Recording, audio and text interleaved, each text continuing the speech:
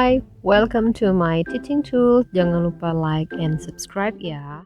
Dalam video kali ini saya akan memberikan tips saja agar teman-teman bisa lulus TOEFL dengan nilai yang memuaskan. Yuk langsung disimak. Yang pertama adalah sadar diri. Sadar diri penting ya teman-teman, karena untuk melihat ilmu bahasa Inggris kita sedalam apa sih. Lah kalau bisanya cuma I love you ya nggak bisa ya. Karena apa? TOEFL merupakan tes yang digunakan untuk keperluan akademik, bukan syarat jalan-jalan. Jadi tentunya bekal ilmu bahasa Inggris kalian ya harus ada lah. Nggak mungkin ya kalian tidak bisa bahasa Inggris sama sekali, tapi tiba-tiba ikut TOEFL test.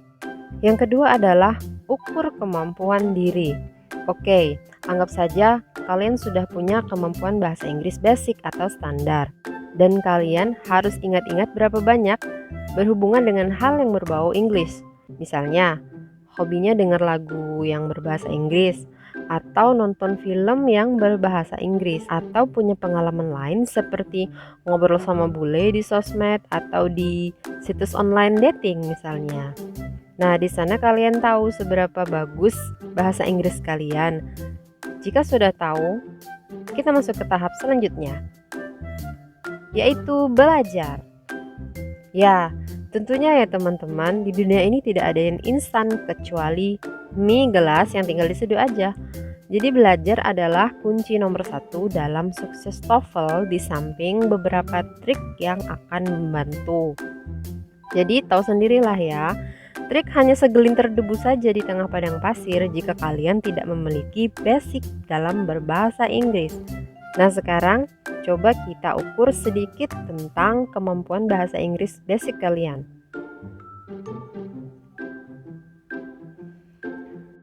Selanjutnya adalah sering berlatih. Jika kalian sudah punya bekal menguasai sedikit bahasa Inggris, kalian harus banyak-banyak berlatih. Baik atlet atau penyanyi, mereka sering latihan loh agar semakin berkualitas. Kalau atlet tidak pernah latihan ya bisa-bisa kalah ya. Sering-sering praktis akan mengasah skill kita semakin baik. Nah, kalian bisa latihan lewat YouTube, lewat website yang menyediakan tes online atau quiz online, ataupun bisa beli buku ya teman-teman. Di toko buku sudah banyak pilih. Buku-buku TOEFL yang dijual di pasaran itu sudah memiliki CD di dalamnya. Jadi kalian juga bisa berlatih untuk listeningnya. Yang terakhir adalah berdoa. Nah, ini penting ya teman-teman, karena tanpa keridhaan dari Allah kita tidak akan bisa lulus tes bagaimanapun caranya. Nah, itu saran-saran dari saya, termasuk tips ya. Nah, tapi berhubungan dengan tes TOEFL-nya, saya punya beberapa tips, yaitu ada tahap persiapan, saat di tempat tes, dan saat tes berlangsung. Pada preparation tips, yang pertama tidur dan istirahat yang cukup. Nah, jangan dianggap tidur dan istirahat yang cukup ini tidak penting ya teman-teman. Saya pernah punya pengalaman tempat melakukan tes TOEFL saya cukup jauh, sehingga saya menempuhnya dengan naik kereta malam dan langsung tes di pagi harinya. Dan ternyata apa? Saya sangat-sangat mengantuk dan agak-agak kurang fokus pada saat listening skill. Nah, jadi penting teman-teman untuk tidur dan istirahat cukup malam sebelumnya agar tidak mengantuk di tempat tes. Kedua adalah membawa pensil 2B dan alat tulis sendiri, karena jika sudah di dalam tempat tes biasanya lebih ketat, jadi lebih baik agar tidak mengganggu punya alat tulis sendiri. Yang ketiga adalah membawa tisu. Ya teman-teman, kenapa membawa tisu itu penting? Karena rata-rata di semua tempat les, laboratorium komputer itu menggunakan AC yang cukup dingin menurut saya. Dan saya pribadi dan teman-teman yang mengikuti tes juga sering bersin-bersin dan akhirnya kalian tahu sendiri. Jadi tisu itu penting. Dan yang keempat adalah menggunakan jam tangan. Jam tangan menurut saya penting, karena kalian harus manage waktu kalian dengan baik.